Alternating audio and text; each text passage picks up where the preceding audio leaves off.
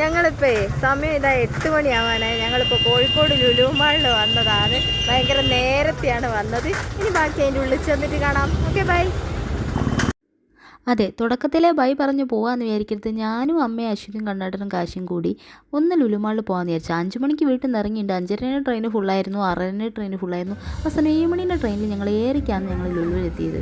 അങ്ങനെ ലുലുവിലെത്തിയ ഓരോ കാഴ്ചകളൊക്കെ ഉണ്ടപ്പോൾ അമ്മയ്ക്ക് ഇത് എസ്കലേറ്ററിൽ കയറാൻ പേടിയായിരുന്നു. എന്തോ അമ്മേൻ്റെ കൈ പിടിച്ച് പേടിക്കണ്ട എന്ന് പറഞ്ഞ് ഞാനിത് അമ്മേനെ കൈ കൊണ്ട് പിടിച്ചു പോകുന്നതാണ്.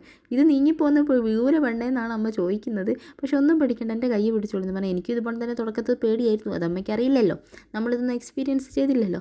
അങ്ങനെ ഞങ്ങളിതാ കുറച്ച് ഫ്രൈഡ് ചിക്കനൊക്കെ മതി, എന്തൊക്കെയോ ഓഫറുണ്ട്, മന്തിക്ക് 110 എന്നൊക്കെ പറഞ്ഞാൽ പോയത്. പക്ഷേ കാശിക്ക് എന്ത് ചെയ്ത് ഫ്രൈഡ് കണ്ടപ്പോൾ അതെന്നെ മതി എന്ന് പറഞ്ഞ അവസാനം ഞങ്ങൾ ഫ്രൈഡ് ചിക്കൻ വാങ്ങി കഴിച്ചു. പിന്നെ ഇനി ക്രിസ്മസ് ഒക്കെ അല്ലേ വരുന്നത്, നമ്മുടെ ക്രിസ്മസിന് അടിച്ചൊക്കെ പൊളിക്കണ്ടേ.